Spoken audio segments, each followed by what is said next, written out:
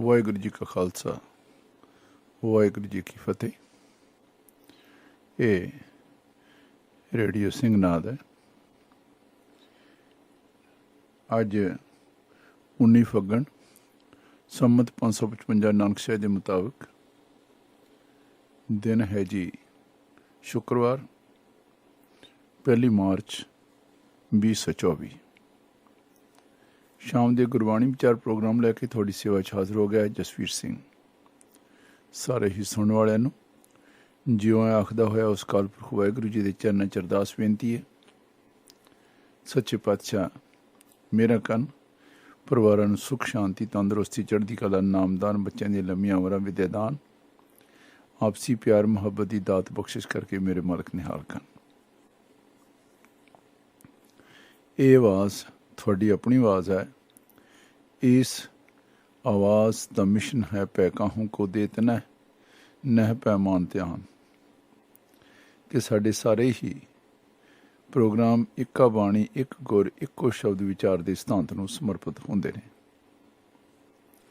ਬਹੁਤ ਬਹੁਤ ਧੰਨਵਾਦ ਉਹਨਾਂ ਸਾਰੇ ਸਰੋਤਿਆਂ ਦਾ ਜਿਹੜੇ ਪਿਆਰ ਸਤਿਕਾਰ ਅਤੇ ਸਹਿਯੋਗ ਦੇ ਕੇ ਇਸ ਪ੍ਰਵਾਹ ਨੂੰ ਘਰ ਘਰ ਤੱਕ ਪਹੁੰਚਾਉਣ ਦੇ ਵਿੱਚ ਆਪਣਾ ਸਹਿਯੋਗ ਦੇ ਰਹੇ ਨੇ। Thank you very much. ਗੁਰੂ ਮਹਾਰਾਜ ਚੜ੍ਹਦੀ ਕਲਾ ਬਖਸ਼ਿਸ਼ ਕਰਨ। ਤੁਸੀਂ ਵੀ ਕਿਸੇ ਕਿਸਮ ਦਾ ਸਹਿਯੋਗ ਦੇਣਾ ਚਾਹੁੰਦੇ ਹੋ ਤਾਂ ਟੈਲੀਫੋਨ ਨੰਬਰ ਹੈ 07947120482 ਅਤੇ ਈਮੇਲ ਦੇ ਰਾਹੀਂ ਵੀ ਤੁਸੀਂ ਕੰਟੈਕਟ ਕਰ ਸਕਦੇ ਹੋ jasveersingh@khalsa.com। ਅਤੇ ਜਿਵੇਂ ਤੁਹਾਨੂੰ ਪਤਾ ਕਿ ਫਰਵਰੀ ਮਹੀਨੇ ਦੇ ਵਿੱਚ ਸਾਕਾ ਨਨਕਾਣਾ ਸਾਹਿਬ ਦਾ ਵੀ ਹੋਇਆ ਸੀ ਅਤੇ ਉਸ ਦੇ ਬਾਰੇ ਵੀ ਅਸੀਂ ਕੁਛ ਵਿਚਾਰ ਸਾਡੇ ਸਤਿਕਾਰਯੋਗ ਭਾਈ ਸਾਹਿਬ ਜੀ ਸਰਦਾਰ ਹਰਜੀਤ ਸਿੰਘ ਜੀ ਜਿਹੜੇ ਕਿ ਮੁੱਖ ਸੰਪਾਦਕ ਨੇ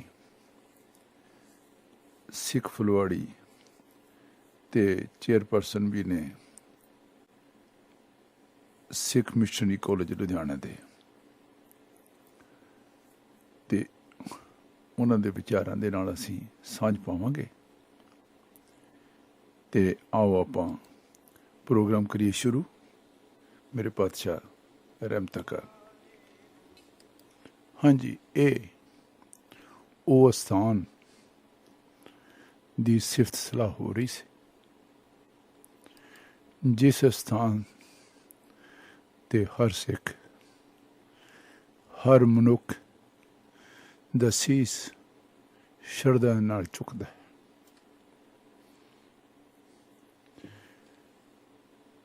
ਸਰਦਾਰ ਹਰਜੀਤ ਸਿੰਘ ਜੀ ਦੇ ਕਥਨ ਦੇ ਮੁਤਾਬਕ ਜਗਤ ਪਿਤਾ ਗੁਰੂ ਨਾਨਕ ਸਾਹਿਬ ਜੀ ਮਹਾਰਾਜ ਦੇ ਆਗਮਨ ਨਾਲ ਇਸ ਧਰਤੀ ਉੱਤੇ ਇੱਕ ਨਵੀਂ ਸੋਚ ਤੇ ਨਵੀਂ ਵਿਚਾਰਧਾਰਾ ਦੀ ਆਰੰਭਤਾ ਹੁੰਦੀ ਹੈ। ਇਸ ਵਿਚਾਰਧਾਰਾ ਦੀ ਖਾਸੀਅਤ ਬਾਕਮਾਲ ਦੀ ਹੈ। ਇੱਕ ਪਾਸੇ ਸਿਰੇ ਦੀ ਬਹਾਦਰੀ ਤੇ ਦੂਜੇ ਪਾਸੇ ਕਰਤਾ ਪੁਰਖ ਦੇ ਹੁਕਮ ਨੂੰ ਸਿਰ ਮੱਥੇ ਮੰਨਦਿਆਂ ਹੋਇਆਂ ਸਹਿਣ ਸ਼ਕਤੀ ਦਾ ਸਿਖਰ। ਸਤਿਗੁਰੂ ਗੁਰੂ ਨਾਨਕ ਪਾਤਸ਼ਾਹ ਮਹਾਰਾਜ ਜੀ ਨੇ ਸਿੱਖੀ ਮਹਿਲ ਦੀ ਉਸਾਰੀ ਸਮੇਂ ਪਹਿਲੀ ਇੱਟ ਹੀ ਕੁਰਬਾਨੀ ਦੀ ਰੱਖੀ ਅਤੇ ਇਸ ਵਿਚਾਰਧਾਰਾ ਵਿੱਚ ਸ਼ਾਮਲ ਹੋਣ ਲਈ ਸੀਸ ਤਲੀ 'ਤੇ ਰੱਖਣਾ ਪੈਂਦਾ ਹੈ। ਪਾਤਸ਼ਾਹ ਨੇ ਦਰਜ ਕੀਤਾ ਗੁਰੂ ਗ੍ਰੰਥ ਸਾਹਿਬ ਜੀ ਵਿੱਚ 1412 ਅੰਕ 'ਤੇ ਜੋ ਤੋ ਪ੍ਰੇਮ ਖੇਲਣ ਕਾ ਚਾਓ ਸਿਰ ਧਰ ਤਲੀ ਗਲੀ ਮੇਰੀ ਆਓ ਇਤ ਮਾਰਗ ਪੈਰ ਧਰੀਜੈ ਸਿਰ ਦੀਜੈ ਕਾਣ ਨਾ ਕੀਜੈ। ਇਸ ਵਿਚਾਰਧਾਰਾ ਨੂੰ ਧਾਰਨ ਕਰਨ ਵਾਲਾ ਜਾਣਦਾ ਹੈ ਕਿ ਜੀਵਨ ਸੰਗਰਾਮ ਵਿੱਚ ਹਮੇਸ਼ਾ ਦ੍ਰਿੜਤਾ ਰੱਖਣੀ, ਝੁਕਣਾ ਨਹੀਂ ਤੇ ਅਸੂਲਾਂ ਨਾਲ ਕਦੇ ਸਮਝੌਤਾ ਨਹੀਂ ਕਰਨਾ। ਤੇ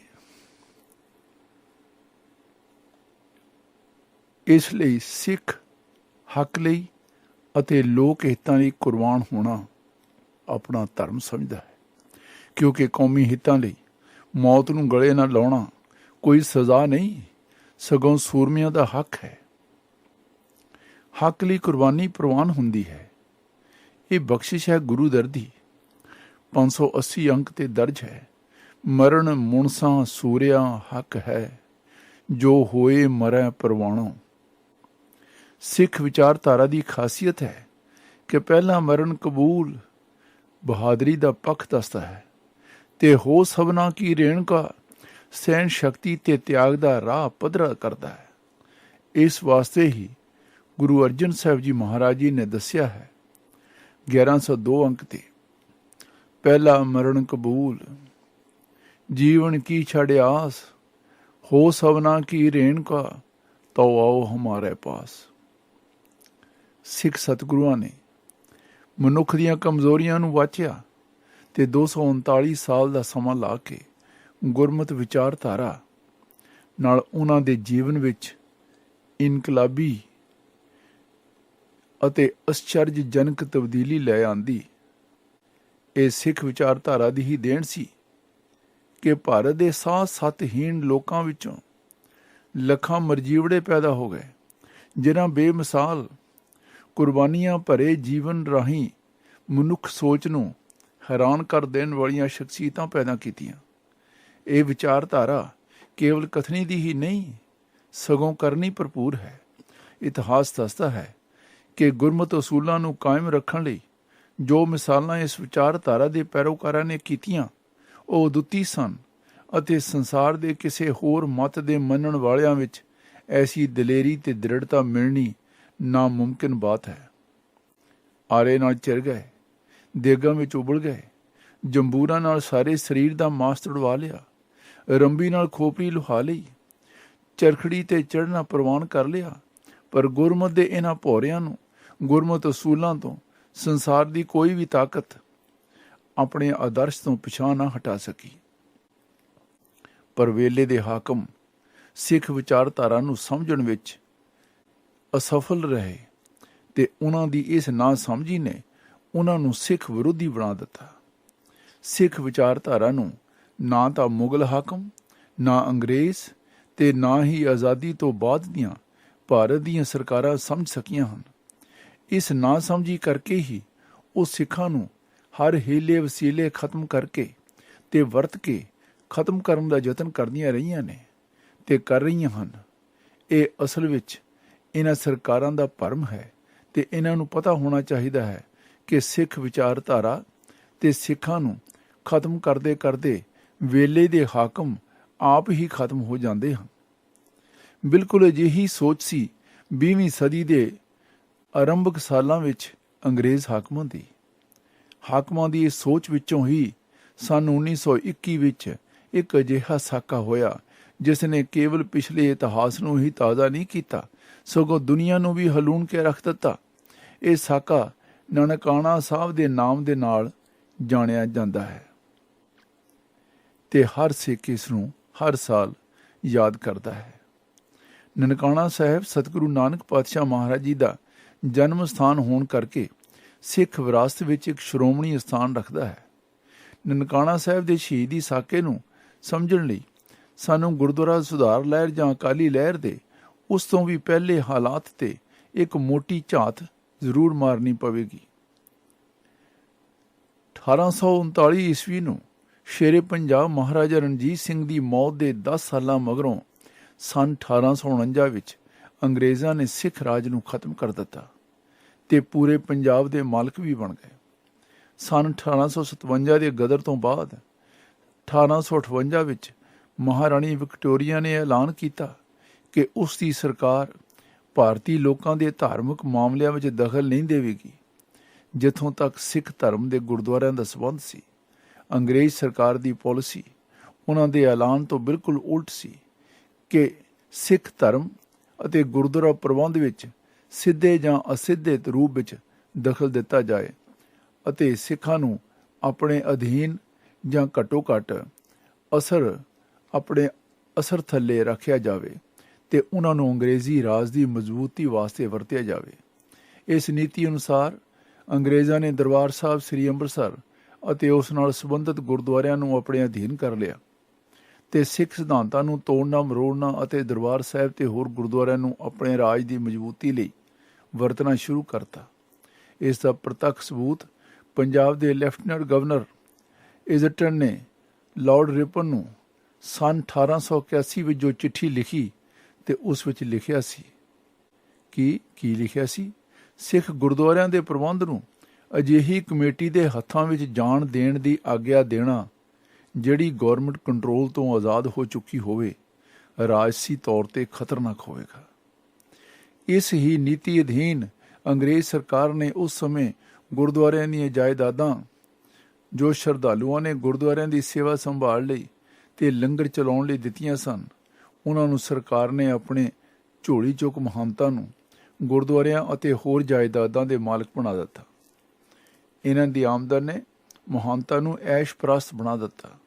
ਉਹਨਾਂ ਨੇ ਗੁਰਦੁਆਰਿਆਂ ਦੇ ਦਰਵਾਜ਼ੇ ਬੰਦ ਕਰ ਦਿੱਤੇ ਤੇ ਉਹਨਾਂ ਨੂੰ ਆਪਣੀ ਐਸ਼ ਪ੍ਰਸਤੀ ਦਾ ਟਿਕਾਣਾ ਬਣਾ ਲਿਆ। ਗੁਰਦੁਆਰਿਆਂ ਦੀਆਂ ਜਾਇਦਾਦਾਂ ਦੇ ਮਾਲਕ ਬਣ ਬੈਠੇ। ਇਹ ਅੰਗਰੇਜ਼ ਸਰਕਾਰ ਹੀ ਸੀ ਕਿ ਜਿਸ ਨੇ ਆਪਣੇ ਅਫਸਰਾਂ ਦੇ ਸਿੱਧੇ ਜਾਂ ਅਸਿੱਧੇ ਅਸਰ ਰਾਹੀਂ ਦੁਰਾਚਾਰੀ ਮਹੰਤਾਂ ਨੂੰ ਗੁਰਦੁਆਰਿਆਂ ਦੇ ਮਾਲਕ ਬਣਨ ਦੀ ਆਗਿਆ ਦਿੱਤੀ। ਅਜਿਹੇ ਹਾਲਾਤ ਸਨ ਉਸ ਸਮੇਂ ਜਦੋਂ ਇਹ ਨਨਕਾਣਾ ਸਾਹਿਬ ਦਾ ਸ਼ਹੀਦੀ ਸਾਕਾ 20 ਫਰਵਰੀ 1921 ਨੂੰ ਵਾਪਰਿਆ ਤੇ ਜਿਸ ਵਿੱਚ 150 ਤੋਂ ਵੱਧ ਗੁਰੂ ਕੇ ਪਿਆਰਿਆਂ ਨੇ ਆਪਣਾ ਆਪ ਨਿਸ਼ਾਵਰ ਕਰ ਦਿੱਤਾ। ਉਸ ਸਮੇਂ ਦੀਆਂ ਅਖਬਾਰਾਂ ਵਿੱਚ ਛਪੀਆਂ ਖਬਰਾਂ, ਕੇਸ ਵਿੱਚ ਭੁਗਤੇ ਗਵਾਹ ਤੇ ਲਿਖੀਆਂ ਗਈਆਂ ਚਿੱਠੀਆਂ ਤੇ ਅੱਖੀਂ ਵੇਖੇ ਗਵਾਹਾਂ ਵੱਲੋਂ ਲਿਖੀਆਂ ਲਿਖਤਾਂ ਵਿੱਚ ਜੋ ਤੱਥ ਸਾਹਮਣੇ ਆਏ ਹਨ ਉਹਨਾਂ ਦਾ ਵਿਸ਼ਲੇਸ਼ਣ ਕਰਨਾ ਜ਼ਰੂਰੀ ਹੈ। ਉਸ ਸਮੇਂ ਦਾ ਪ੍ਰਿੰਟ ਮੀਡੀਆ ਹੁਣ ਦੀ ਤਰ੍ਹਾਂ ਸਰਕਾਰ ਦੇ ਹੱਕ ਵਿੱਚ ਹੀ ਭੁਗਤ ਰਿਹਾ ਸੀ। ਅਖਬਾਰਾਂ ਵਿੱਚ ਖਬਰਾਂ ਛਾਪ ਕੇ ਸਿੱਖਾਂ ਨੂੰ ਅੱਤਵਾਦੀ ਤੇ ਵੱਖਵਾਦੀ ਐਲਾਨ ਕਰ ਰਿਹਾ ਸੀ। ਮਹੰਤਾਂ ਦੇ ਹੱਕ ਵਿੱਚ ਆਮ ਲੋਕਾਂ ਨੂੰ ਖੜਾ ਕਰਕੇ ਉਹਨਾਂ ਪਾਸੋਂ ਸਿੱਖਾਂ ਦੇ ਖਿਲਾਫ ਬਿਆਨਬਾਜ਼ੀ ਕਰਵਾਈ ਜਾਂਦੀ ਸੀ ਤਾਂ ਕਿ ਆਮ ਜਨਤਾ ਸ਼ਾਂਤਮਈ ਸੰਘਰਸ਼ ਕਰਕੇ ਆਪਣੇ ਗੁਰਧਾਮਾਂ ਦੇ ਪ੍ਰਬੰਧ ਦਾ ਆਪਣਾ ਹੱਕ ਬਣਦਾ ਹੱਕ ਮੰਗਣ ਵਾਲੇ ਸਿੱਖਾਂ ਦੇ ਵਿਰੋਧ ਵਿੱਚ ਆ ਖੜੀ ਹੋਵੇ। ਦੂਜੇ ਪਾਸੇ ਸਿੱਖਾਂ ਵੱਲੋਂ ਗੁਰਦੁਆਰਿਆਂ ਦੀ ਦੁਰਵਰਤੋਂ ਦੇ ਵਿਰੋਧ ਵਿੱਚ ਅਕਾਲੀ ਅਖਬਾਰ, ਹਫ਼ਤਾਵਾਰੀ ਬੱਬਰ ਸ਼ੇਰ ਤੇ ਕਿਰਪਾਨ ਬਹਾਦਰ ਨੇ ਵੀ ਸਿੱਖ ਹਿੱਤਾਂ ਦੀ ਆਵਾਜ਼ ਉਠਾਈ ਤੇ ਜਿਨ੍ਹਾਂ ਨੇ ਸੱਚ ਲਿਖਣ ਦੇ ਨਤੀਜੇ ਵਜੋਂ ਇਹਨਾਂ ਅਖਬਾਰਾਂ ਦੇ ਪ੍ਰਬੰਧਕਾਂ ਨੂੰ ਅਨੇਕਾਂ ਮੁਸੀਬਤਾਂ ਤੇ ਪੁਲਿਸ ਜ਼ਬਰ ਦਾ ਸਾਹਮਣਾ ਵੀ ਕਰਨਾ ਪਿਆ। ਗੁਰਦੁਆਰਾ ਜਨਮ ਸਥਾਨ ਨਨਕਾਣਾ ਸਾਹਿਬ ਦੇ ਮਹੰਤ ਨਾਰਾਇਣ ਦਾਸ ਜੋ ਆਯਾਸ਼ ਤੇ ਅਧਰਮੀ ਸੀ, ਉਹ ਗੁਰਦੁਆਰੇ ਅੰਦਰ ਔਰਤਾਂ ਦੇ ਮੁਜਰੇ ਕਰਵਾਉਂਦਾ, ਲੱਚਰ ਗੀਤ ਗਵਾਉਂਦਾ ਤੇ ਜਨਮ ਸਥਾਨ ਦੇ ਦਰਸ਼ਨ ਕਰਨ ਆਈਆਂ ਬੀਬੀਆਂ ਦੀ ਪੱਤ ਵੀ ਲੁੱਟਦਾ ਸੀ। ਗੁਰਦੁਆਰੇ ਦੀ ਆਮਦਨ ਨੂੰ ਆਪਣੇ ਨਿੱਜੀ ਐਸ਼ੋ ਇਸ਼ਰਤ ਲਈ ਵਰਤਣਾ ਉਹ ਆਪਣਾ ਹੱਕ ਸਮਝਦਾ ਸੀ। ਇਹਨਾਂ ਸਾਰੀਆਂ ਸੱਚਾਈਆਂ ਦੀ ਪੂਰੀ ਜਾਣਕਾਰੀ ਸਰਕਾਰ ਕੋਲ ਸੀ, ਪਰ ਫਿਰ ਵੀ ਸਰਕਾਰ ਮਹੰਤ ਦੀ ਪਿੱਠ ਪੂਰਦੀ ਸੀ। ਸਿੱਖ ਆਗੂਆਂ ਵੱਲੋਂ ਸਰਕਾਰ ਨੂੰ ਕਈ ਵਾਰ ਲਿਖਤੀ ਰੂਪ ਵਿੱਚ ਮਹੰਤ ਦੀਆਂ ਕਰਤੂਤਾਂ ਦੀ ਜਾਣਕਾਰੀ ਵੀ ਦਿੱਤੀ ਗਈ, ਪਰ ਸਰਕਾਰ ਵੀ ਫਿਰ ਵੀ ਮਹੰਤ ਦਾ ਹੀ ਸਾਥ ਦਿੰਦੀ ਰਹੀ।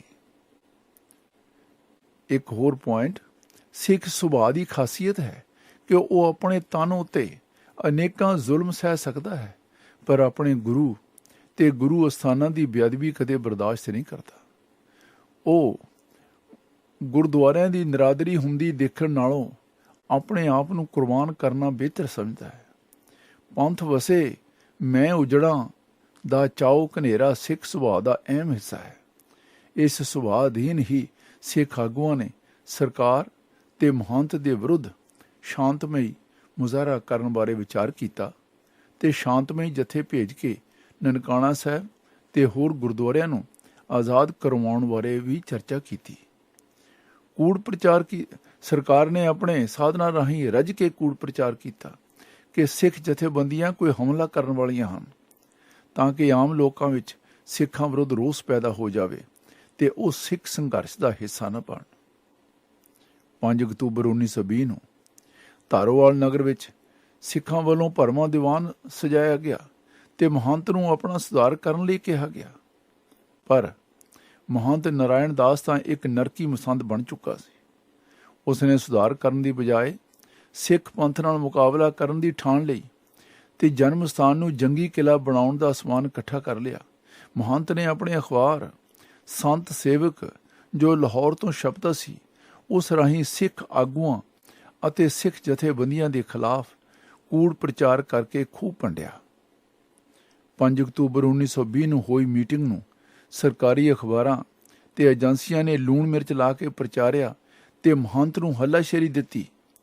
ਅਕਾਲੀ ਲਹਿਰ ਖਿਲਾਫ ਕੂੜ ਪ੍ਰਚਾਰ ਹੋਰ ਤੇਜ਼ ਕਰ ਦਿੱਤਾ ਗਿਆ, ਪਰ ਅਕਾਲੀਆਂ ਨੇ ਇਸ ਇਕੱਠ ਵਿੱਚ ਇਹ ਮਤਾ ਪਾਸ ਕੀਤਾ ਕਿ ਸ੍ਰੀ ਦਰਬਾਰ ਸਾਹਿਬ, ਸ੍ਰੀ ਅਕਾਲ ਤਖਤ ਸਾਹਿਬ ਤੇ ਹੋਰ ਗੁਰਦੁਆਰੇ ਅਕਾਲੀ ਸੁਧਾਰਕਾਂ ਦੇ ਪ੍ਰਬੰਧ ਹੇਠ ਲਿਆਏ ਜਾਣ ਤਾਂ ਕਿ ਉੱਥੇ ਬੇਅਦਬੀ ਨਾ ਹੋ ਸਕੇ।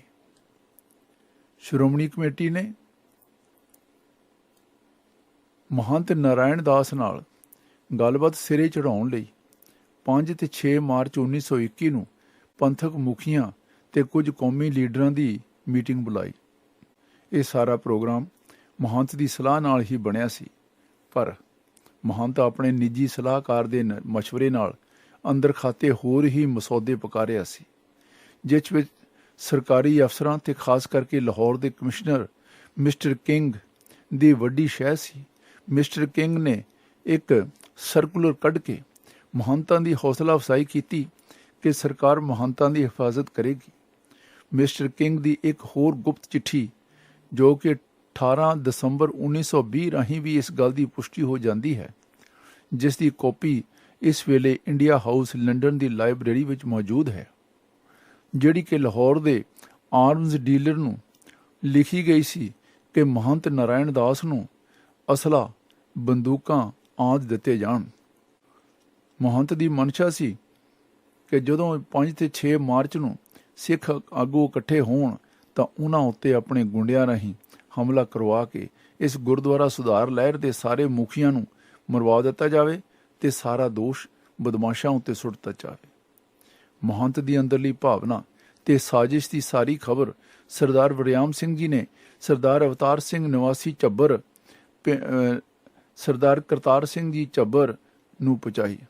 ਖਬਰ ਮਿਲਦੇ ਹੀ ਝੱਬਰ ਜੀ ਨੇ ਆਪਣੇ ਸਾਥੀਆਂ ਨਾਲ ਸਲਾਹ ਕਰਕੇ ਫੈਸਲਾ ਕੀਤਾ ਕਿ 19 ਤੇ 20 ਫਰਵਰੀ ਨੂੰ ਜਦੋਂ ਲਾਹੌਰ ਵਿਖੇ ਸਨਾਤਨ ਸਿੱਖ ਕਾਨਫਰੰਸ ਵਿੱਚ ਮਹੰਤ ਹਿੱਸਾ ਲੈਣ ਜਾਵੇਗਾ, ਉਸ ਸਮੇਂ ਜਨਮ ਸਥਾਨ ਤੇ ਕਬਜ਼ਾ ਕਰ ਲੈਣਾ ਚਾਹੀਦਾ ਹੈ। ਤੇ ਉਸ ਤੋਂ ਬਾਅਦ ਇਸ ਫੈਸਲੇ ਅਧੀਨ 20 ਫਰਵਰੀ 1921 ਨੂੰ 4-5 ਹਜ਼ਾਰ ਦਾ ਜਥਾ ਲੈ ਕੇ ਨਨਕਾਣਾ ਸਾਹਿਬ ਪਹੁੰਚਿਆ ਜਾਵੇਗਾ। ਭਾਈ ਲਛਮਣ ਸਿੰਘ ਜੀ ਧਾਰੋਵਾਲ ਨੇ ਚੱਲ ਕੇ ਝੱਬਰ ਜੀ ਦੇ ਜਥੇ ਨੂੰ ਚੰਦਰਕੋਟ ਦੀ ਝਾਲ ਤੇ ਮਿਲਣਾ ਸੀ ਤੇ ਇੱਥੋਂ ਇਕੱਠੇ ਹੋ ਕੇ ਸਵੇਰੇ 5 ਵਜੇ ਨਨਕਾਣਾ ਸਾਹਿਬ ਪੁੱਜਣਾ ਸੀ। ਇਹ ਸਾਰਾ ਪ੍ਰੋਗਰਾਮ ਸ਼੍ਰੋਮਣੀ ਕਮੇਟੀ ਤੋਂ ਗੁਪਤ ਹੀ ਰੱਖਿਆ ਗਿਆ, ਕਿਉਂਕਿ ਸ਼੍ਰੋਮਣੀ ਕਮੇਟੀ ਨੇ ਅਜਿਹਾ ਕਰਨ ਦੀ ਆਗਿਆ ਨਹੀਂ ਦੇਣੀ ਸੀ। ਪਰ ਕਿਸੇ ਤਰ੍ਹਾਂ ਸਿੱਖ ਲੀਡਰਸ਼ਿਪ ਨੂੰ ਇਸ ਪ੍ਰੋਗਰਾਮ ਦਾ ਪਤਾ ਲੱਗ ਗਿਆ ਤੇ ਉਹਨਾਂ ਨੇ ਸਰਦਾਰ ਕਰਤਾਰ ਸਿੰਘ ਝੱਬਰ ਜੀ ਦੇ ਜਥੇ ਨੂੰ ਪੰਥ ਦਾ ਵਾਸਤਾ ਪਾ ਕੇ ਰੋਕ ਲਿਆ ਤੇ ਸਰਦਾਰ ਲਛਮਣ ਸਿੰਘ ਧਾਰੋਵਾਲ ਦੇ ਜਥੇ ਨੂੰ ਰੋਕਣ ਦੀ ਜ਼ਿੰਮੇਵਾਰੀ ਸਰਦਾਰ ਦਲੀਪ ਸਿੰਘ ਜੀ ਨੂੰ ਸੌਂਪੀ ਗਈ। ਸਰਦਾਰ ਲਛਮਣ ਸਿੰਘ ਜੀ ਦੀ ਅਗਵਾਈ ਹੇਠ ਜਥਾ 19 ਫਰਵਰੀ 1921 ਨੂੰ ਨਨਕਾਣਾ ਸਾਹਿਬ ਲਈ ਸ਼ਾਂਤਮਈ ਢੰਗ ਨਾਲ ਰਵਾਨਾ ਹੋਇਆ ਤੇ ਨਨਕਾਣਾ ਸਾਹਿਬ ਤੋਂ ਅੱਧੇ ਕੁ ਮੀਲ ਦੀ ਦੂਰੀ ਤੇ ਪਹੁੰਚ ਕੇ ਜਥੇਦਾਰ ਜੀ ਨੇ ਬਹੁਤ ਥੋੜੇ ਸ਼ਬਦਾਂ ਵਿੱਚ ਅਰਦਾਸਾ ਸੋਧਿਆ। ਗੁਰੂ ਨਾਨਕ, ਤੇਰੇ ਦਰ ਦੇ ਕੂਕਰ ਤੇਰੇ ਦਰਸ਼ਨਾਂ ਨੂੰ ਆਏ ਹਾਂ ਤੇ ਇਰਾਦਾ ਧਾਰਿਆ ਹੈ ਤੇਰੇ ਦਰਬਾਰ ਅੰਦਰ ਹੋ ਰਹੀਆਂ ਕੁਰੀਤੀਆਂ ਨੂੰ ਆਪਣੇ ਖੂਨ ਨਾਲ ਧੋਣ ਦਾ। ਤੂੰ ਬਲ ਬਖਸ਼, ਅਸੀਂ ਇਸ ਕੰਮ ਨੂੰ ਨੇਪਰੇ ਚਾੜ ਸਕੀਏ ਜਾਂ ਆਪਣੇ ਸਰੀਰ ਰੂਪੀ ਠੀਕਰੇ ਤੇਰੇ ਦਰ ਤੇ ਪੰਨ ਸਕੀਏ। 20 ਫਰਵਰੀ 1921 ਨੂੰ ਅਕਾਲੀਆਂ ਨੇ ਜਨਮ ਸਥਾਨ ਦੇ ਬਾਹਰ ਸਰੋਵਰ ਤੇ ਇਸ਼ਨਾਨ ਕੀਤਾ ਤੇ ਤਕਰੀਬਨ 6 ਵਜੇ ਸਾਰੇ ਸਿੰਘ ਗੁਰਦੁਆਰੇ ਅੰਦਰ ਦਾਖਲ ਹੋਏ ਤੇ ਭਾਈ ਲਛਮਣ ਸਿੰਘ ਜੀ ਸ੍ਰੀ ਗੁਰੂ ਗ੍ਰੰਥ ਸਾਹਿਬ ਜੀ ਮਹਾਰਾਜ ਜੀ ਦੀ ਤਾਬਿਆ ਬੈਠ ਗਏ। ਬੈਠਣ ਦੀ ਦੇਰ ਹੀ ਸੀ ਕਿ ਮਹੰਤ ਦੇ ਗੁੰਡਿਆਂ ਵੱਲੋਂ ਅੰਨ੍ਹੇਵਾਹ ਗੋਲੀਆਂ ਚਲਾਉਣੀਆਂ ਸ਼ੁਰੂ ਕਰਤੀਆਂ ਗਈਆਂ। ਪਰਾਂ ਵਿੱਚ ਹੀ ਜਨਮ ਸਥਾਨ ਅੰਦਰ ਸਿੰਘਾਂ ਦੇ ਖੂਨ ਦਾ ਦਰਿਆ ਵਗ ਉੱਠਿਆ। ਪੁਲਿਸ ਥਾਣਾ ਬਿਲਕੁਲ ਨਾਲ ਸੀ। ਹੁੰਦਿਆਂ ਹੋਇਆਂ ਵੀ ਇਹ ਸਭ ਕੁਝ कोई पुलिस वाला ना बोड़िया। महंत आप घोड़े ते सवार हो के उच्ची उच्ची चीख रहा सी, वेख्यो कोई केसां वाला सिख जिउंदा न रहे। बाहरला गेट बंद करके इट्टां पत्थर सुट के किरपानां खुआड़ियां नाल वढ के गोलियां नाल विन के सारे सिखां नूं मार पकाउण दी कोशिश कीती गई ते सारे जख्मी सैकते ते लाशां नूं घड़ीस के इकट्ठे करके मिट्टी दा तेल पा के साड़ दिता गया। सरदार लक्ष्मण सिंह जी नूं जंड नाल बन के साड़िया गया। ये जंड अज भी मौजूद है। जन्म स्थान दे नेड़े दे मिल मालिक सरदार उत्तम सिंह जी ने कोई 9:15 बजे के करीब सरदार करम सिंह जी स्टेशन मास्टर राही इस कतलेआम दीआं खबरां पंजाब दे गवर्नर, कमिश्नर, DC ते सुपरिंटेंडेंट नूं घल्लियां ते नाल ही सारियां सिख संस्थावां खास करके श्रोमणी कमेटी नूं भी खबरां पहुंचा दित्तियां। महंत नारायण दास ते उसदे चेलियां ते 26 पठाणां नूं फड़ के स्पैशल गड्डी राहीं लाहौर भेज दिता गया। गुरुद्वारा जन्म स्थान ते सरकार ने कब्जा कर लिया ते गुरुद्वारे नूं जिंदरे लगा दिते। 20 ते 21 फरवरी नूं सिख आगू ननकाना साहब पहुंचने शुरू हो गए। 21 फरवरी नूं सवेरे पड़ताल का काम शुरू होया। सारा जन्म स्थान शमशान भूमि बनया होया सी। केस ते कंघे थां थां खिलरे पे सन। लाशां दे 5 वड्डे ढेर विहड़े विच लगे पे सन। कुल मिला के 150 सिंह अंदर शहीद होए सन, जिन्हां विचों 86 दे नां ही मिल सके। गुरुद्वारे दे बाहर भी सिंह शहीद किए गए सन। उधर 20 फरवरी 1921 सवेरे 11 बजे श्री ननकाना साहब तो आईयां तारां तो सरदार करतार सिंह जी झब्बर नूं सारी इतला मिल चुकी सी। इन्हां ने अरदासा सोधिया ते ननकाना साहब वल चाले पाते। रास्ते विच होर सिंह जथे नाल रलदे गए। ननकाना साहब दे नेड़े पहुंच के झब्बर जी ने लकीर खिच दित्ती ते कहा कि ਉਹ ही अगे आउण जिन्हां ने गुरुद्वारे दे कब्जे लई शहीदी प्राप्त करनी है। 2200 सिंह मौत नूं मुखाउण करदे होए लकीर तो पार खड़े हो गए। जन्म स्थान दे नज़दीक गोरा पुलिस ने जथे नूं रोकिया ते कहा, आगे मत बढ़ो, आगे गोरा फौज है ते मशीन गन्ना बीड़ियां होईयां। झब्बर जी ने अपने जथे नूं सारी खबर दित्ती ते कहा, हुण असीं गोली दी मार दे बिल्कुल नज़दीक पहुंच गए हां। असीं अरदासा सोध के तुरे हां कि गुरुद्वारे उत्ते कब्जा करांगे जां शहीद होवांगे। झब्बर जी ने डिप्टी कमिश्नर करी नूं कहा कि आप गोली चलाओ ते फिर मेरे जवानां दे हत्थ देखो। भारी गिनती विच ਸਿੰਘਾਂ ਦੇ जोश ਨੂੰ ਵੇਖਦਿਆਂ DC ਕਰੀ ਨੇ 2 ਮਿੰਟ ਵਿੱਚ ਹੀ ਚਾਬੀਆਂ ਜਥੇਦਾਰ ਝੱਬਰ ਜੀ ਦੇ ਹੱਥ ਫੜਾਤੀਆਂ ਤੇ ਫੌਜ ਨੂੰ ਪਿੱਛੇ ਹਟਣ ਦਾ ਹੁਕਮ ਦੇ ਦਿੱਤਾ। ਉਸ ਵੇਲੇ ਹੀ 7 ਸਿੰਘਾਂ ਦੀ ਕਮੇਟੀ ਬਣਾ ਕੇ ਗੁਰਦੁਆਰੇ ਦਾ ਕਬਜ਼ਾ ਸਿੰਘਾਂ ਨੂੰ ਦਿੱਤਾ ਗਿਆ, ਜਿਸ ਦੇ ਪ੍ਰਧਾਨ ਸਰਦਾਰ ਹਰਬੰਸ ਸਿੰਘ ਜੀ ਸਨ। 21 ਫਰਵਰੀ 1921 ਨੂੰ ਨਨਕਾਣਾ ਸਾਹਿਬ ਦੇ ਤਾਲੇ ਖੋਲ ਕੇ ਕਮੇਟੀ ਦੇ ਮੈਂਬਰ ਤੇ ਮੁਖੀ ਸਿੰਘ ਗੁਰਦੁਆਰੇ ਅੰਦਰ ਦਾਖਲ ਹੋਏ ਤੇ ਜੋ ਦ੍ਰਿਸ਼ ਦੇਖਿਆ ਉਸ ਨੂੰ ਵੇਖ ਕੇ ਸਾਰਿਆਂ ਦੀਆਂ ਭੁੱਬਾਂ ਨਿਕਲ ਗਈਆਂ। ਕਮੇਟੀ ਦੇ ਮੈਂਬਰਾਂ ਨੇ ਤੈਅ ਕੀਤਾ ਕਿ 22 ਫਰਵਰੀ 1921 ਨੂੰ ਸ਼ਹੀਦਾਂ ਦੇ ਦਰਸ਼ਨ ਕਰਾਏ ਜਾਣਗੇ। 22 ਫਰਵਰੀ ਸਵੇਰੇ 11 ਵਜੇ ਸਿੰਘਾਂ ਨੂੰ ਅੰਦਰ ਜਾਣ ਦਾ ਹੁਕਮ ਹੋਇਆ। ਅੰਦਰ ਦਾ ਨਜ਼ਾਰਾ ਦੇਖ ਕੇ ਸਿੰਘਾਂ ਦੀਆਂ ਚੀਖਾਂ ਨਿਕਲ ਗਈਆਂ। ਪ੍ਰੋਫੈਸਰ ਸਾਹਿਬ ਸਿੰਘ ਜੀ, ਜੋ ਉਸ ਸਮੇਂ ਅੰਦਰ ਸਿੰਘਾਂ ਨਾਲ ਸ਼ਾਮਲ ਸਨ, ਲਿਖਦੇ ਨੇ, ਇੰਨੀਆਂ ਜਵਾਨ ਮੌਤਾਂ ਵੇਖ ਕੇ ਮੈਂ ਭੁੱਬਾਂ ਮਾਰ ਕੇ ਰੋਇਆ।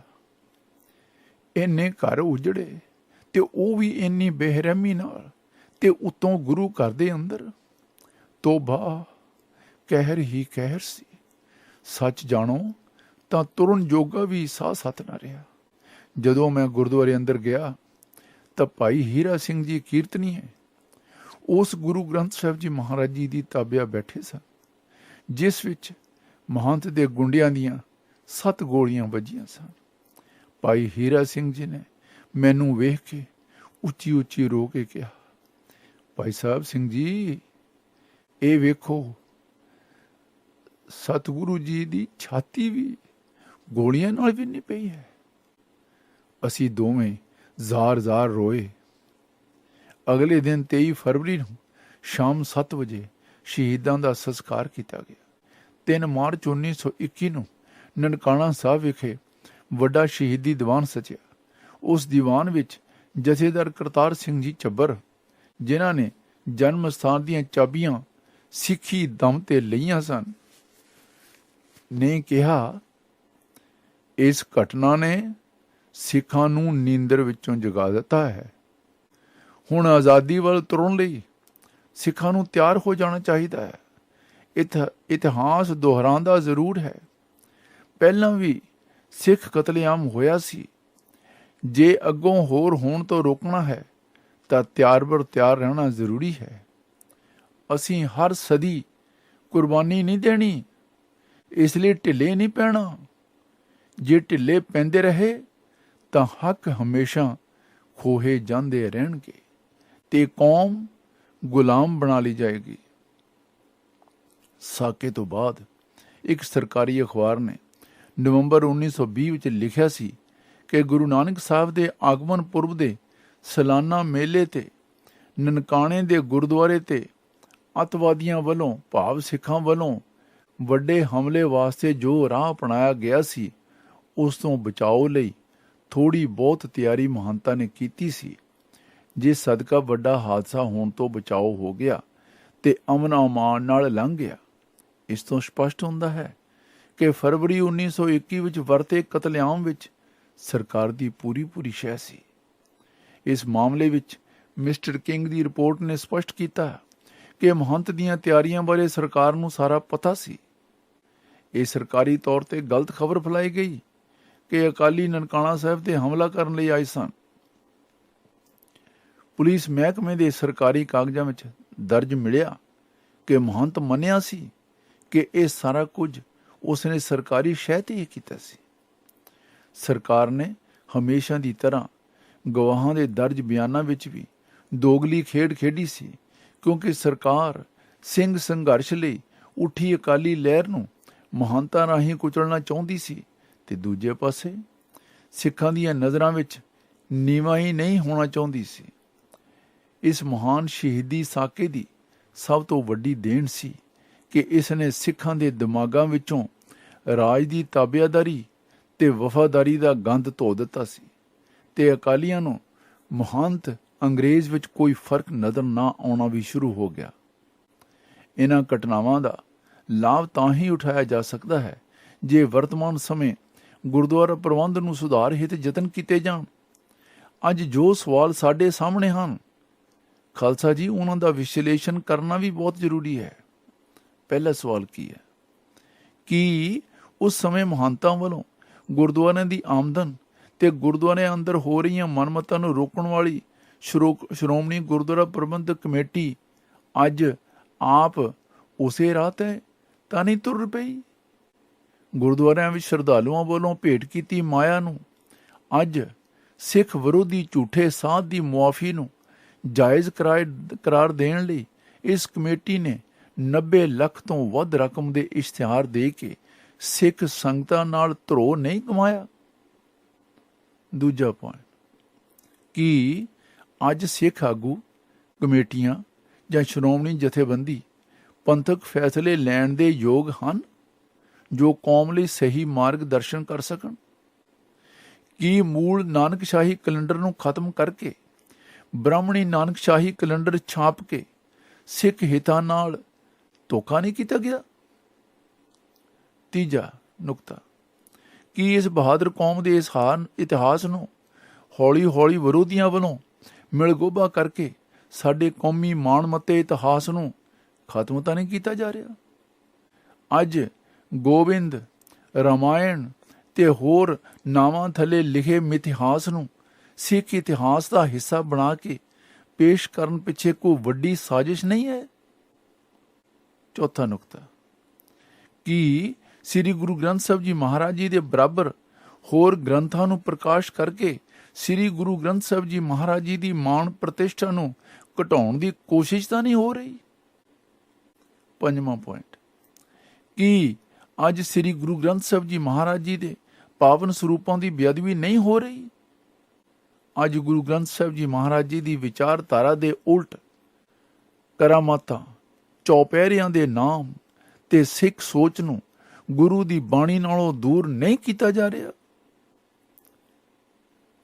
6ਵਾਂ ਸਵਾਲ, ਕੀ ਅੱਜ ਪ੍ਰਿੰਟ ਮੀਡੀਆ, ਇਲੈਕਟ੍ਰੋਨਿਕ ਮੀਡੀਆ ਜਾਂ ਸੋਸ਼ਲ ਮੀਡੀਆ ਰਾਹੀਂ ਨਿਆਰੀ ਤੇ ਨਿਵੇਕਲੀ ਸੋਚ ਨੂੰ ਮਲੀਆ ਮੇਟ ਕਰਨ ਦੀ ਕੋਸ਼ਿਸ਼ ਨਹੀਂ ਹੋ ਰਹੀ? ਸਿੱਖਾਂ ਨੂੰ ਕਮਜ਼ੋਰ ਕਰਨ ਲਈ ਤੇ ਇਸ ਦੀ ਅਣਖ ਮਿਟਾਉਣ ਲਈ ਇਹਨਾਂ ਨੂੰ ਭਾਈ ਭਾਈ ਕਹਿ ਕੇ ਵੱਡਾ ਧੋਖਾ ਤਾਂ ਨਹੀਂ ਕੀਤਾ ਜਾ ਰਿਹਾ? ਹੋਰ ਪੁਆਇੰਟ, ਕੀ ਅੱਜ ਸਾਡੇ ਤਖਤ ਆਜ਼ਾਦ ਹਨ? ਕੀ ਉਹ ਆਪਣੀ ਮਰਜ਼ੀ ਨਾਲ ਫੈਸਲੇ ਲੈ ਸਕਦੇ ਹਨ? ਕੀ ਤਖਤਾਂ ਵੱਲੋਂ ਕੀਤੇ ਗਏ ਫੈਸਲੇ ਰਾਜਨੀਤਿਕਾਂ ਦੀ ਮਰਜ਼ੀ ਤੇ ਸੋਚ ਮੁਤਾਬਕ ਨਹੀਂ ਹੋਏ?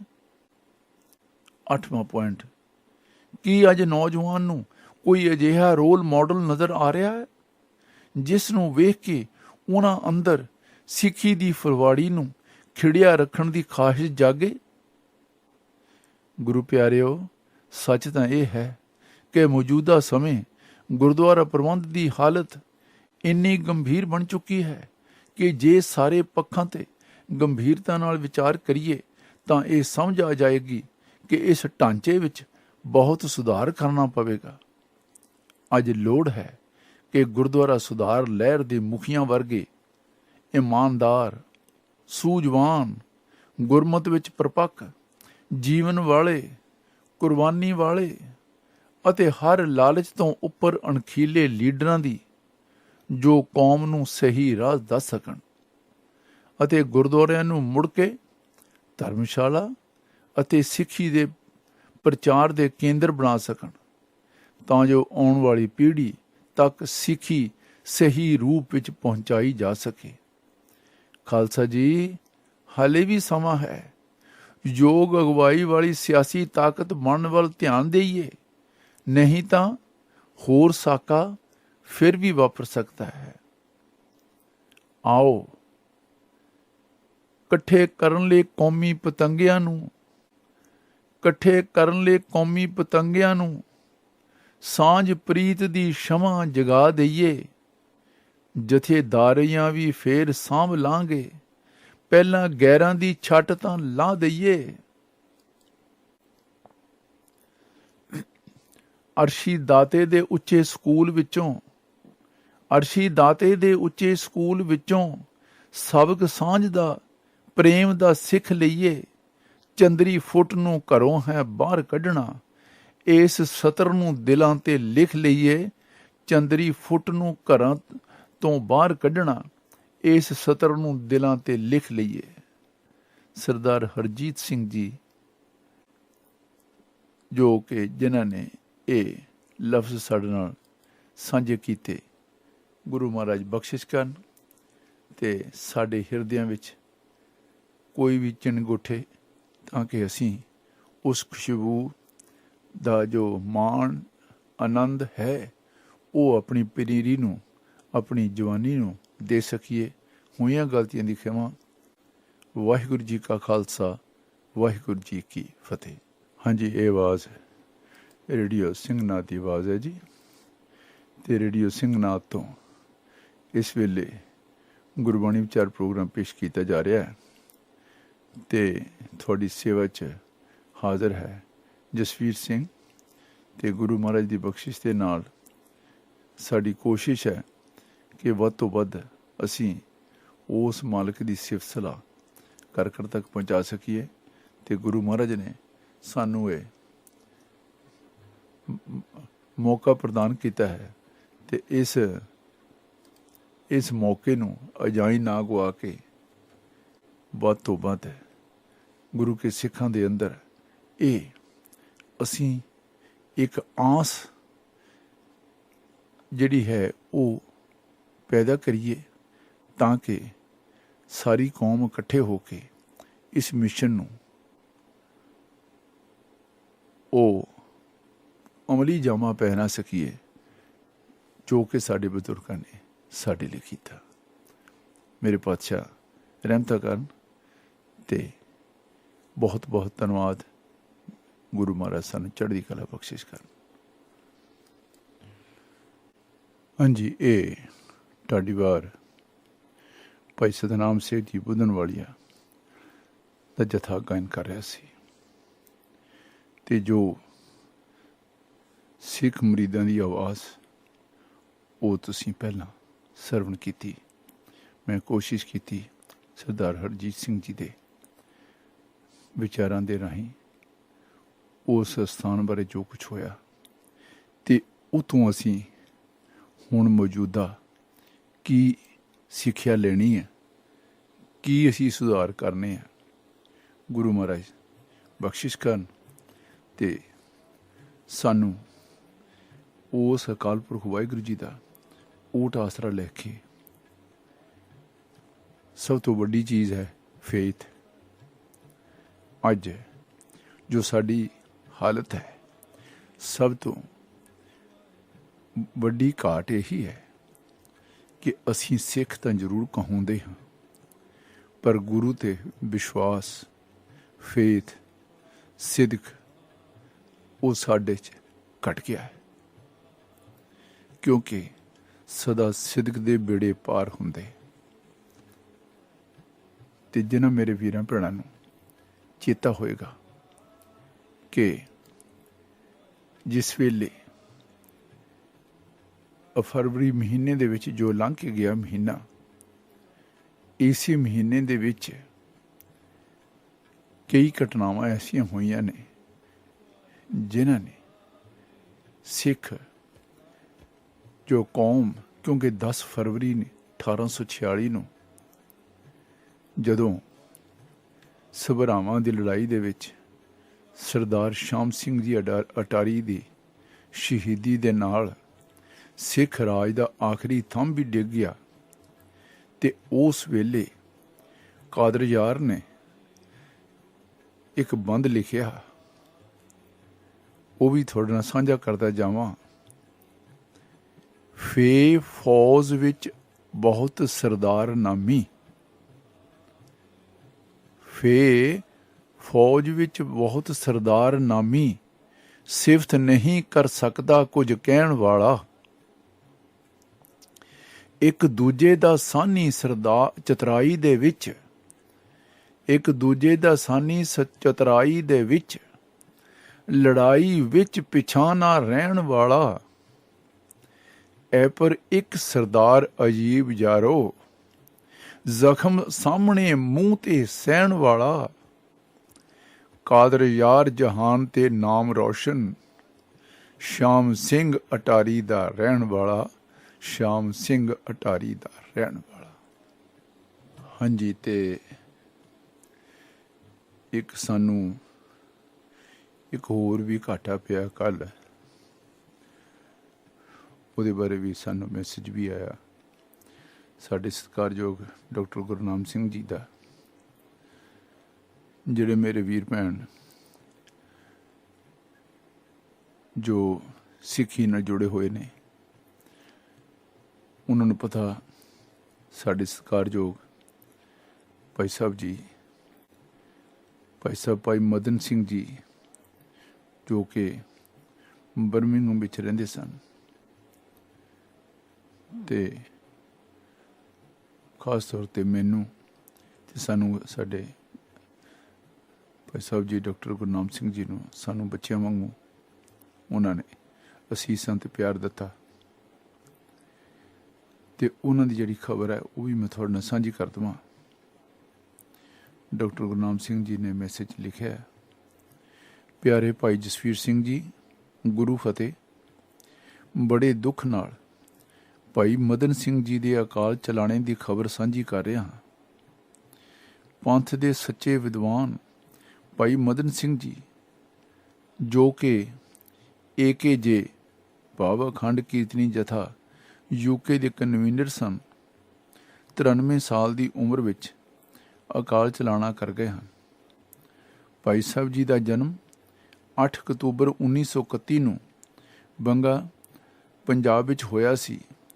ਉਹ ਭਾਈ ਸਾਹਿਬ ਭਾਈ ਰਣਧੀਰ ਸਿੰਘ ਜੀ ਵਰਗੇ ਬਹੁਤ ਸਾਰੇ ਰੰਗਲੇ ਸੱਜਣਾਂ ਦੀ ਸੰਗਤ ਕਰਦੇ ਹੋਏ ਵੱਡੇ ਹੋਏ ਭਾਈ ਸਾਹਿਬ ਜੀ ਨੇ ਬੀਬੀ ਕਿਰਪਾਲ ਕੌਰ ਜੀ ਨਾਲ ਉਹਨਾਂ ਦਾ ਵਿਆਹ ਵੀ ਕਰਵਾਇਆ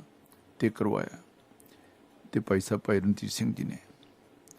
ਭਾਵੇਂ ਭਾਈ ਮਦਨ ਸਿੰਘ ਜੀ 1960 ਵਿੱਚ UK ਆਏ ਸਨ, ਪਰ ਕੁਝ ਸਾਲਾਂ ਬਾਅਦ ਉਹ ਭਾਈ ਸਾਹਿਬ ਭਾਈ ਰਣਧੀਰ ਸਿੰਘ ਜੀ ਦੇ ਹੋਰ ਸਾਥੀਆਂ ਜਿਵੇਂ ਬਾਬੂ ਮੱਲ ਸਿੰਘ ਤੇ ਹੋਰ ਸਾਥੀਆਂ ਦੀ ਸੰਗਤ ਤੋਂ ਖੁੰਝ ਕੇ ਪੰਜਾਬ ਵਾਪਸ ਪਰਤ ਆਏ ਸਨ।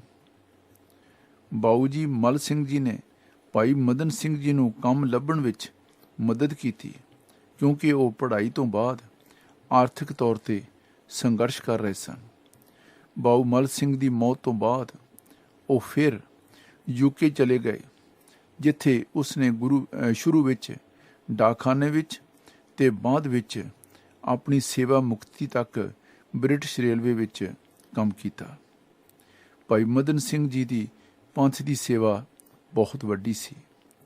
ਉਹਨਾਂ ਨੇ 1977 ਦੇ ਦਹਾਕੇ ਵਿੱਚ ਹਵਾਈ ਜਹਾਜ਼ਾਂ ਵਿੱਚ ਕਿਰਪਾਨ ਪਹਿਨਣ ਦੇ ਅਧਿਕਾਰਾਂ ਵਿੱਚ ਮਹੱਤਵਪੂਰਨ ਭੂਮਿਕਾ ਨਿਭਾਈ ਤੇ ਏਅਰਲਾਈਨ ਤੇ ਸਰਕਾਰੀ ਅਧਿਕਾਰੀਆਂ ਨਾਲ ਮੁਲਾਕਾਤ ਕੀਤੀ।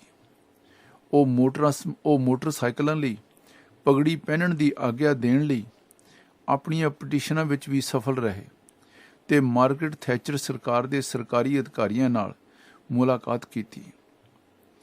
ਉਹ ਹੋਰ AKJ ਗੁਰਸਿੱਖਾਂ ਦੇ ਨਾਲ ਹਵਾਈ ਅੱਡੇ ਦੀ ਸੁਰੱਖਿਆ ਵਿੱਚ ਕਿਰਪਾਨ ਦੇ ਸੰਵੇਦਨਾਸ਼ੀਲ ਵਿਸ਼ੇ ਤੇ ਦਿੱਲੀ ਵਿੱਚ ਭਾਰਤ ਸਰਕਾਰ ਦੇ ਅਧਿਕਾਰੀਆਂ ਨੂੰ ਵੀ ਮਿਲੇ। ਭਾਈ ਮਦਨ ਸਿੰਘ ਜੀ MA ਪੱਧਰ ਤੱਕ ਪੜ੍ਹੇ ਹੋਏ ਸਨ ਅਤੇ ਬਹੁਤ ਸਾਰੇ ਲੇਖਾਂ ਤੇ ਕਿਤਾਬਾਂ ਦੇ ਲੇਖਕ ਸਨ, ਜਿਨ੍ਹਾਂ ਵਿੱਚੋਂ ਸਭ ਤੋਂ ਵੱਧ ਪ੍ਰਸਿੱਧ ਗੁਰਮਤ ਗਾਡੀ ਰਹਿ, ਰਾਗਮਾਲਾ ਦਾ ਇਤਿਹਾਸ ਅਤੇ ਕੇਸਕੀ ਤੇ ਆਮ ਰਾਜਨੀਤੀ ਬਾਰੇ ਹੋਰ ਪੁਸਤਕਾਂ ਸਨ। ਉਹਨਾਂ ਨੇ ਵੀਰਵਾਰ 29 ਫਰਵਰੀ ਨੂੰ ਸਵੇਰੇ 12:30 ਵਜੇ ਇਸ ਸੰਸਾਰ ਦੀ ਯਾਤਰਾ ਪੂਰੀ ਕੀਤੀ ਤੇ ਬਰਮਿੰਘਮ ਵਿੱਚ ਜੋ ਸਿੰਘ ਸਭਾ ਦਾ ਹਫ਼ਤਾਵਾਰੀ ਸ਼ੁੱਕਰਵਾਰ ਅੱਜ ਦਾ ਜੋ ਸ਼ਾਮ ਦਾ ਕੀਰਤਨ ਤੇ ਕੱਲ੍ਹ ਨੂੰ ਸਵੇਰੇ ਸ਼ਨੀਵਾਰ ਸਵੇਰ ਦੀ ਆਸਾ ਦੀ ਵਾਰ, ਇਸ ਹਫ਼ਤੇ ਉਹਨਾਂ ਦੀ ਮਿੱਠੀ ਤੇ ਪਿਆਰੀ ਯਾਦ ਵਿੱਚ ਹੋ ਰਹੀ ਹੈ। ਤੇ ਜਿਹੜੇ ਮੇਰੇ ਗੁਰੂ ਕੇ ਪਿਆਰੇ ਬਰਮਿੰਘਮ ਜਾਂ ਹੋਰ ਆਸ-ਪਾਸ ਦੇ ਇਲਾਕਿਆਂ 'ਚ ਹਨ, ਉਹਨਾਂ ਨੂੰ ਬੇਨਤੀ ਹੈ ਕਿ ਉਹ ਬਰਮਿੰਘਮ ਸ੍ਰੀ ਗੁਰੂ ਸਿੰਘ ਸਭਾ ਵਿਖੇ ਦਰਸ਼ਨ ਦੇਣ ਦੀ ਕਿਰਪਾਲਤਾ ਕਰਨ। ਗੁਰੂ ਮਹਾਰਾਜ ਚੜ੍ਹਦੀ ਕਲਾ ਬਖਸ਼ਿਸ਼ ਕਰਨ ਤੇ ਹਰ ਮਹੀਨੇ ਕੋਸ਼ਿਸ਼ ਹੁੰਦੀ ਸੀ ਮੇਰੀ ਕਿ ਉਹਨਾਂ ਨਾਲ ਫਤਿਹ ਸਾਂਝੀ ਕੀਤੀ ਜਾਵੇ। ਬਸ ਕੋਈ ਉਹਨਾਂ ਦੀ ਸੀ ਵੀ ਜਸਵੀਰ ਸਿੰਘ ਜੀ ਅਰਦਾਸ ਕਰਿਓ ਕਿ ਸਿੱਖੀ ਕੇਸਾਂ ਸੋਸਾਂ ਨਾਲ ਡਿੱਗ ਜਾਵੇ। ਉਹਨਾਂ ਦੀ ਧਰਮ ਸੁਪਤਨੀ ਸਾਡੀ ਸਰਕਾਰ ਜੋ ਭੈਣ ਬੀਬੀ ਕਿਰਪਾਲ ਕੌਰ ਜੀ, ਜਿਹੜੀ ਕਿ ਬਹੁਤ ਹੀ ਬਾਣੀ ਦੇ ਰਸੀਏ ਤੇ ਉਸ ਅਕਾਲ ਪੁਰਖ ਨਾਲ ਅਭੇਦ ਹੋਣ ਵਿੱਚ ਉਹਨਾਂ ਦੀ ਮਦਦ ਕੀਤੀ।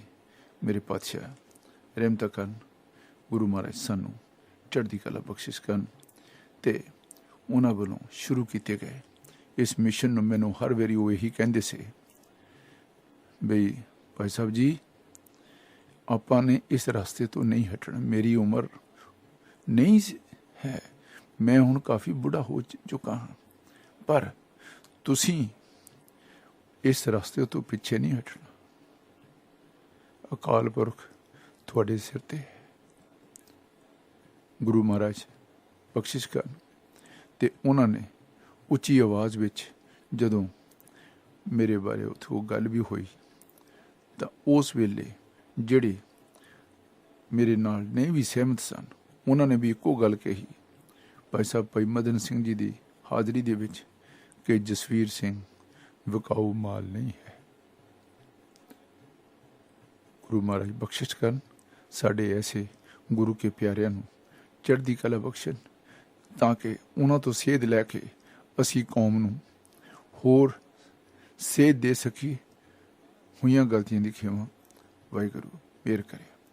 ਹਾਂਜੀ, ਤੇ ਇਹ ਜੋ ਆਵਾਜ਼ ਹੈ, ਇਹ ਆਵਾਜ਼ ਹੈ ਰੇਡੀਓ ਸਿੰਘਾਂ ਦੀ ਆਵਾਜ਼ ਹੈ ਤੇ ਇਸ ਵੇਲੇ ਗੁਰਬਾਣੀ ਵਿਚਾਰ ਪ੍ਰੋਗਰਾਮ ਪੇਸ਼ ਕੀਤਾ ਜਾ ਰਿਹਾ ਹੈ। ਤੇ ਜਿਹੜੇ ਤੁਹਾਡੇ ਸੁਨੇਹੇ ਆਏ ਨੇ ਜੀ, ਉਹ ਵੀ ਮੈਂ ਸਾਂਝੇ ਕਰਦਾ ਜਾਵਾਂ ਜੀ। ਸਰਦਾਰ ਹਰਜੀਤ ਸਿੰਘ ਜੀ ਅਮਰੀਕਾ ਤੋਂ ਫਤਿਹ ਸਾਂਝੀ ਕਰ ਰਹੇ ਨੇ, ਬਹੁਤ ਬਹੁਤ ਧੰਨਵਾਦ। ਸਰਦਾਰ ਨਿਰਮਲ ਸਿੰਘ ਜੀ ਢਿੱਲੋਂ ਚੰਡੀਗੜ੍ਹ ਤੋਂ ਬਹੁਤ ਬਹੁਤ ਧੰਨਵਾਦ। ਬੀਬੀ ਅਮਨਦੀਪ ਕੌਰ ਜੀ ਪੰਜਾਬ ਤੋਂ ਬਹੁਤ ਬਹੁਤ ਧੰਨਵਾਦ।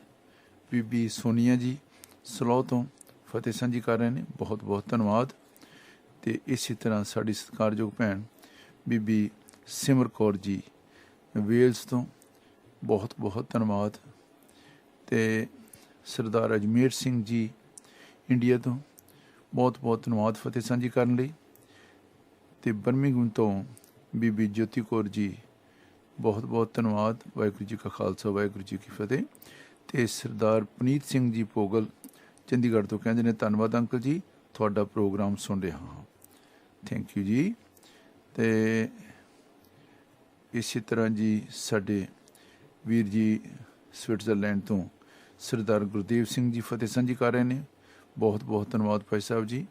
ਗੁਰੂ ਮਹਾਰਾਜ ਤੁਹਾਨੂੰ ਚੜ੍ਹਦੀ ਕਲਾ ਬਖਸ਼ਿਸ਼ ਕਰਨ। ਡਾਕਟਰ ਗੁਰਨਾਮ ਸਿੰਘ ਜੀ ਫਤਿਹ ਸਾਂਝੀ ਕਰ ਰਹੇ ਨੇ, ਥੈਂਕ ਯੂ ਜੀ, ਬਹੁਤ ਬਹੁਤ ਧੰਨਵਾਦ।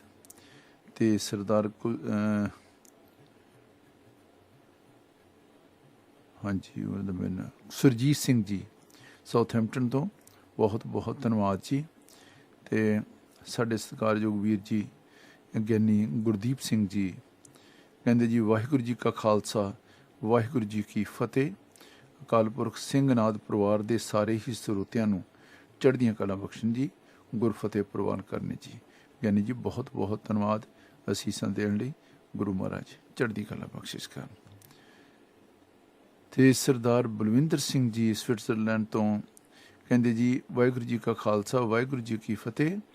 ਸਮੂਹ ਸ਼ਹੀਦਾਂ ਨੂੰ ਲੱਖ ਲੱਖ ਵਾਰੀ ਨਮਸਕਾਰ ਜੀ। ਗੁਰੂ ਮਹਾਰਾਜ ਕੌਮ ਨੂੰ ਹਮੇਸ਼ਾ ਚੜ੍ਹਦੀ ਕਲਾ ਬਖਸ਼ੇ। ਬਹੁਤ ਬਹੁਤ ਧੰਨਵਾਦ ਜੀ, ਥੈਂਕ ਯੂ ਜੀ। ਅਤੇ ਗੁਰਵਿੰਦਰ ਸਿੰਘ ਜੀ ਤੁਹਾਡਾ ਵੀ ਬਹੁਤ ਬਹੁਤ ਧੰਨਵਾਦ ਫਤਿਹ ਸਾਂਝੀ ਕਰਨ ਲਈ। ਗੁਰੂ ਮਹਾਰਾਜ ਚੜ੍ਹਦੀ ਕਲਾ ਬਖਸ਼ਿਸ਼ ਕਰਨ। ਅਤੇ ਇਸੇ ਤਰ੍ਹਾਂ ਜੀ ਬੀਬੀ ਸੁਖਜੀਤ ਕੌਰ ਜੀ ਬਹੁਤ ਬਹੁਤ ਧੰਨਵਾਦ। ਗੁਰੂ ਮਹਾਰਾਜ ਚੜ੍ਹਦੀ ਕਲਾ ਬਖਸ਼ਿਸ਼ ਕਰਨ। ਅਤੇ ਸਾਡੇ ਵੀਰ ਜੀ ਲੁਧਿਆਣੇ ਤੋਂ ਸਰਦਾਰ ਮਨਜਿੰਦਰ ਸਿੰਘ ਜੀ ਥਿੰਦ, ਥੈਂਕ ਯੂ ਜੀ, ਬਹੁਤ ਬਹੁਤ ਧੰਨਵਾਦ। ਮੇਰੇ ਪਾਤਸ਼ਾਹ ਰਹਿਮਤਾਂ ਕਰਨ। ਅਤੇ ਕਰਨ ਜੰਜੂਆ ਜੀ ਬਹੁਤ ਬਹੁਤ ਧੰਨਵਾਦ। ਸਰਦਾਰ ਸੁਰਜੀਤ ਸਿੰਘ ਜੀ ਅਤੇ ਬੀਬੀ ਅਨੂ ਫਲੋਰਾ ਜੀ ਬਹੁਤ ਬਹੁਤ ਧੰਨਵਾਦ। ਅਤੇ ਹਰਸਿਮਰਨਜੀਤ ਸਿੰਘ ਜੀ ਬਹੁਤ ਬਹੁਤ ਧੰਨਵਾਦ। ਅਤੇ ਇਸੇ ਤਰ੍ਹਾਂ ਜੀ ਸਤਪਾਲ ਸਿੰਘ ਜੀ ਰਾਇਤ ਬਹੁਤ ਬਹੁਤ ਧੰਨਵਾਦ। ਕੈਨੇਡਾ ਤੋਂ Sardar Kuldeep Singh ji, thank you very much. ਅਤੇ ਸਰਦਾਰ ਕੁਲਦੀਪ ਸਿੰਘ ਜੀ ਮੱਲੀ ਬਹੁਤ ਬਹੁਤ ਧੰਨਵਾਦ। ਗੁਰੂ ਮਹਾਰਾਜ ਚੜ੍ਹਦੀ ਕਲਾ ਬਖਸ਼ਿਸ਼ ਕਰਨ। ਅਤੇ ਹੈਸਟਨ ਤੋਂ ਬ੍ਰਹਮਜੀਤ ਸਿੰਘ ਜੀ ਵਾਲੀਆ ਬਹੁਤ ਬਹੁਤ ਧੰਨਵਾਦ। ਗੁਰੂ ਮਹਾਰਾਜ ਚੜ੍ਹਦੀ ਕਲਾ ਬਖਸ਼ਿਸ਼ ਕਰਨ। ਅਤੇ ਸਰਦਾਰਾ ਸਿੰਘ ਜੀ ਜੰਡੂ ਗਲਾਸਕੋ ਤੋਂ ਚੜ੍ਹਦੀ ਕਲਾ ਬਖਸ਼ਿਸ਼ ਹੋਵੇ, ਸੱਚੇ ਪਾਤਸ਼ਾਹ ਮੇਰਾ ਕਰਨ। ਬਹੁਤ ਬਹੁਤ ਧੰਨਵਾਦ। ਲਓ ਜੀ, ਇਹ ਸੀ ਜੀ ਸਾਡਾ, ਹਾਂਜੀ ਇੱਕ ਹੁਣੇ ਮੈਸੇਜ ਆਇਆ ਜੀ ਸਾਡੇ ਵੀਰ ਜੀ ਸਰਦਾਰ ਚਮਕੌਰ ਸਿੰਘ ਜੀ ਹੇਜ ਤੋਂ ਫਤਿਹ ਸਾਂਝੀ ਕਰ ਰਹੇ ਨੇ। ਕਹਿੰਦੇ ਵੀਰ ਜੀ ਗੁਰਫਤਿਹ ਪ੍ਰਵਾਨ ਹੋਵੇ ਜੀ। ਵਾਹਿਗੁਰੂ ਜੀ ਕਾ ਖਾਲਸਾ ਵਾਹਿਗੁਰੂ ਜੀ ਕੀ ਫਤਿਹ। ਥੈਂਕ ਯੂ ਸਰਦਾਰ ਚਮਕੌਰ ਸਿੰਘ ਜੀ।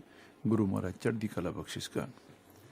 ਅਤੇ ਲਓ ਜੀ, ਕੋਸ਼ਿਸ਼ ਕੀਤੀ ਗਈ ਹੈ ਕਿ ਵੱਧ ਤੋਂ ਵੱਧ ਜਾਣਕਾਰੀ, ਕਿਉਂਕਿ ਇਕੱਲੀ ਫਰਵਰੀ ਮਹੀਨਾ ਖਤਮ ਹੋਇਆ ਅਤੇ ਦਿਲ ਦੇ ਵਿੱਚ ਤਮੰਨਾ ਸੀ ਕਿ ਨਨਕਾਣਾ ਸਾਹਿਬ ਦਾ ਜੀ ਜ਼ਿਕਰ ਕੀਤਾ ਜਾਵੇ, ਤਾਂ ਕਿ ਕੌਮ ਨੂੰ ਹੋਰ ਅਸੀਂ ਸੇਧ ਦੇਣ ਦੇ ਵਿੱਚ ਸਾਨੂੰ ਕੁਛ ਸੇਧਾਂ ਮਿਲਣ। ਵਾਹਿਗੁਰੂ ਮਿਹਰ ਕਰੇ। ਇੱਕ ਵਾਰੀ ਫਿਰ ਪ੍ਰੋਗਰਾਮ ਪੇਸ਼ ਕਰਦਿਆਂ ਹੋਈਆਂ ਗਲਤੀਆਂ ਦੀ ਖਿਮਾ। ਕਿਸੇ ਦੀ ਸ਼ਾਨ ਦੇ ਖਿਲਾਫ ਕੋਈ ਲਫ਼ਜ਼ ਕਿਹਾ ਗਿਆ ਹੋਵੇ ਤਾਂ ਮੈਂ ਖਿਮਾ ਦਾ ਜਾਚਕ ਹਾਂ। ਅਤੇ ਗੁਰੂ ਮਹਾਰਾਜ ਚੜ੍ਹਦੀ ਕਲਾ ਬਖਸ਼ਿਸ਼ ਕਰਨ। ਅਤੇ ਸਾਡੀ ਕੋਸ਼ਿਸ਼ ਇਹੀ ਹੈ ਕਿ ਵੱਧ ਤੋਂ ਵੱਧ ਸਾਨੂੰ ਮੇਰੇ ਪਾਤਸ਼ਾਹ ਚੜ੍ਹਦੀ ਕਲਾ ਬਖਸ਼ਿਸ਼ ਕਰਨ, ਤਾਂ ਕਿ ਅਸੀਂ ਉਸ ਮਿਸ਼ਨ ਨੂੰ ਪੂਰਾ ਕਰਨ ਦੀ ਕੋਸ਼ਿਸ਼ ਵਿੱਚ ਕਾਮਯਾਬ ਹੋ ਸਕੀਏ। ਪ੍ਰੋਗਰਾਮ ਪੇਸ਼ ਕਰਦਿਆਂ ਇੱਕ ਵਾਰੀ ਫਿਰ ਹੋਈਆਂ ਗਲਤੀਆਂ ਦੀ ਖਿਮਾ। ਫਤਿਹ ਦੀ ਸਾਂਝ ਕਰੋ ਜੀ। ਵਾਹਿਗੁਰੂ ਜੀ ਕਾ ਖਾਲਸਾ ਵਾਹਿਗੁਰੂ ਜੀ ਕੀ ਫਤਿਹ।